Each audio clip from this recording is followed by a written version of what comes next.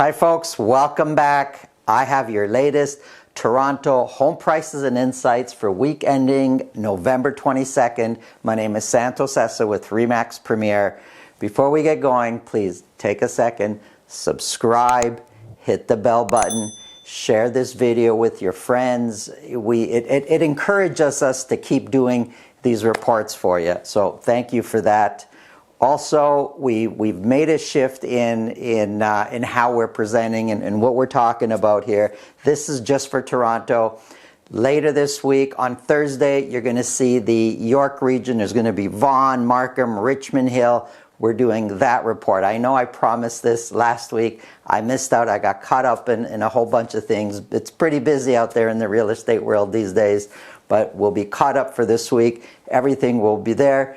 Tune back in for Thursday and you'll get, but if you subscribe, look at that, you'll be updated, you'll know when it comes up and you won't miss any. So there's a plug as to why you should subscribe and hit the bell button. Okay, let's get started.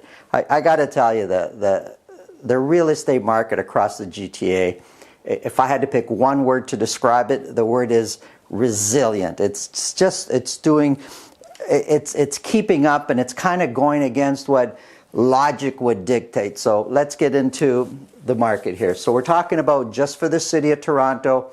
This is for detached properties right now. I'll get into all the other home types in a minute. However, looking at the Toronto real estate market for detached homes, the amount of properties sold at $2 million or more went up by 2 from the previous week to 28, and it's been pretty steady over the last few weeks.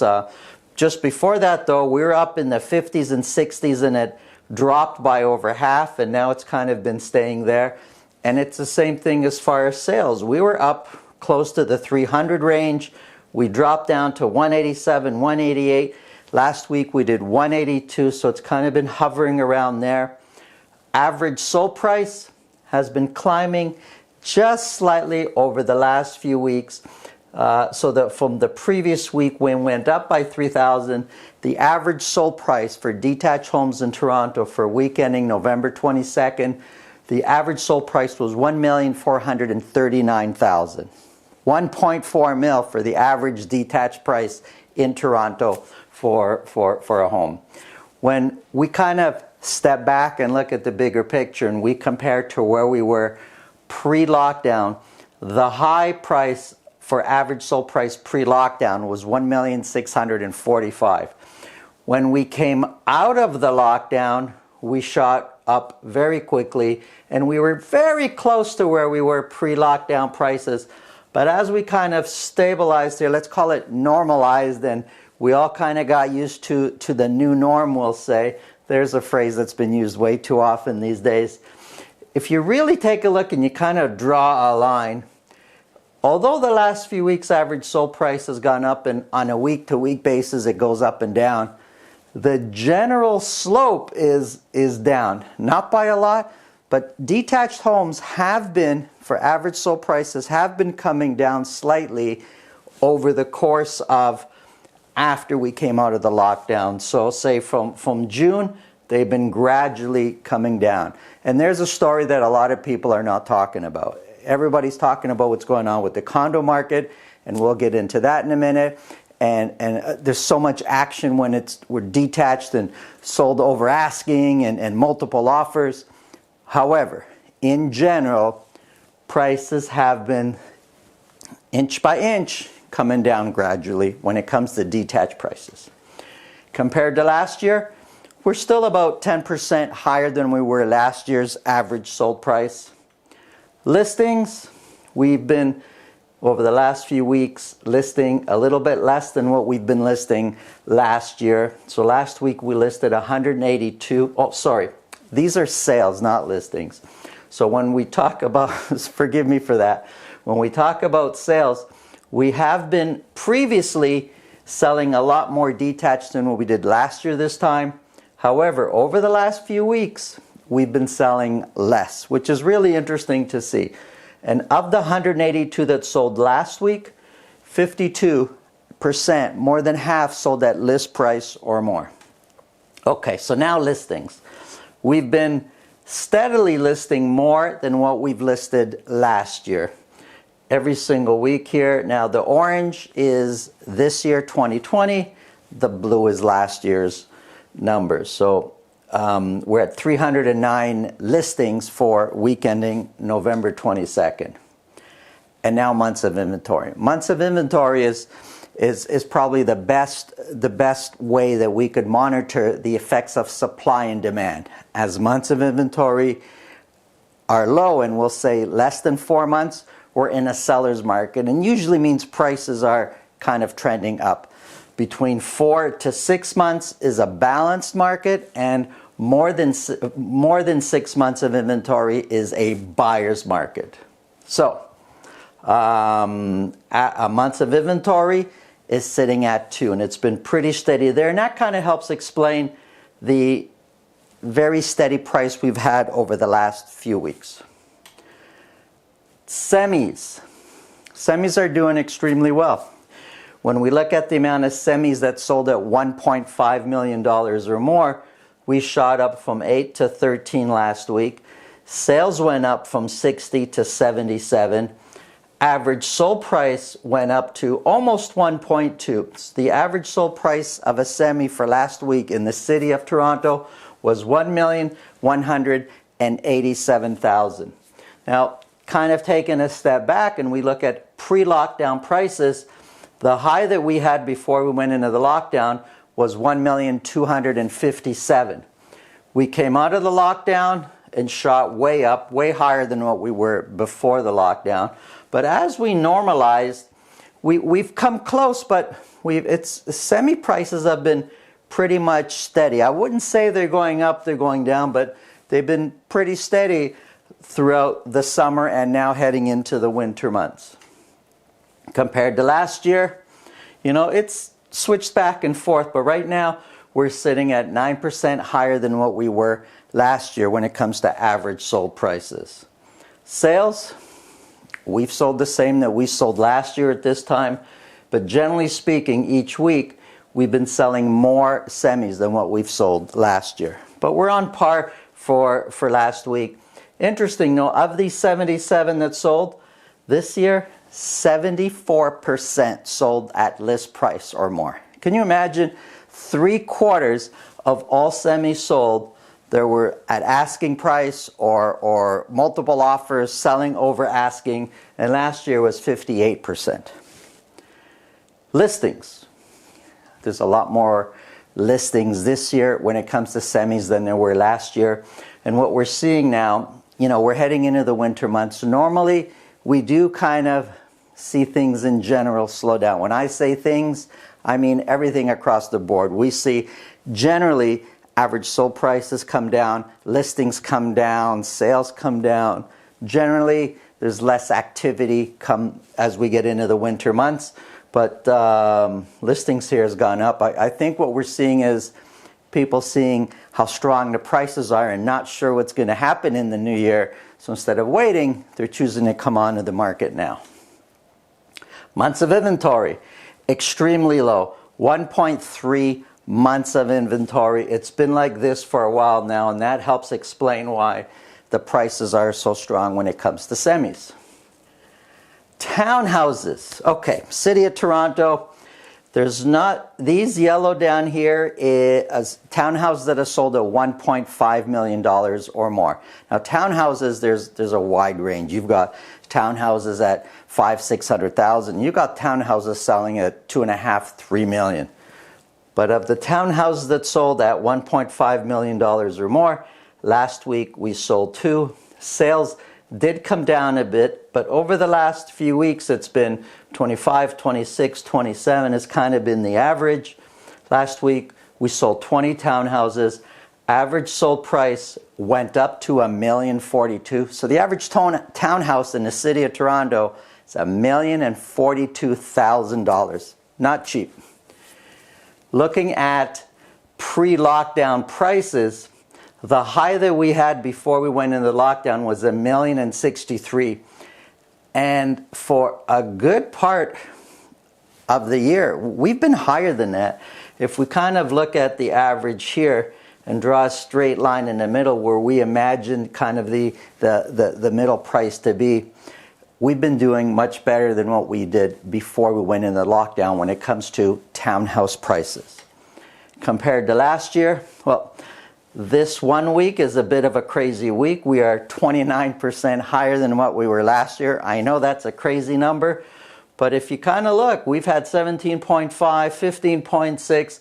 We've had some big discrepancies compared to last year when it comes to average sold price. Townhouses are doing extremely strong, whether you talk about this year or whether you compare it to last year.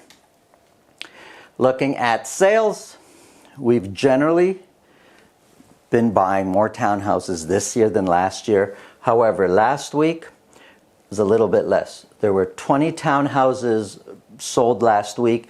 55% were at list price or more. Listings.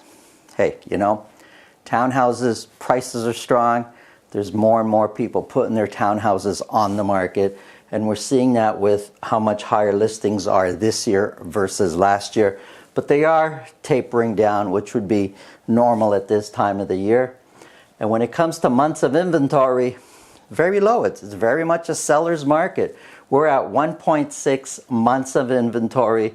That helps explain why prices kind of are staying steady. Condos seems to be the talk of the town. Everybody's talking about condos. What you're hearing, though, is not necessarily what's really going on. So let's talk about this for a minute. The amount of condos that sold at $1 million or more went down from 18 to 11. It's not so alarming. 11 is still pretty good, but it's lower than what it's been for most of the year. Sales did drop slightly to 202 condos. Now, average sold price has come down to $632,000. Now, when we look at condo prices, before we went into the lockdown, we were sitting at an average sold price of $711. 40 of those sold at list price or more, and we were selling almost 400 condos a week. We are half of that with the amount of condos that we're selling right now. As far as the amount of condos selling at $1 million or more, we're even way less than half of that. We sold 40. Last week, we only sold 11 at $1 million or more. And when it comes to average sold price, as we came out of the lockdown, we're kind of back up to where we were before. And for a good majority of the time, we actually haven't seen the drop that we are expecting. And there's a lot of reasons for that. One of them is there's been a record amount of new construction condos closing.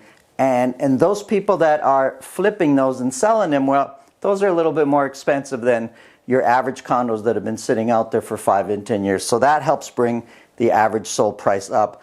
And people, for the same amount of money, buyers are seeing that they could buy more square footage, and they're choosing to spend a little bit more. And with the interest rates lower, they're spending a little bit more and getting a slightly more expensive condo that before maybe wasn't in reach and now is. And that's helped maintain the price. But taking a closer look over the last few weeks, we can see a high price here of $735,000.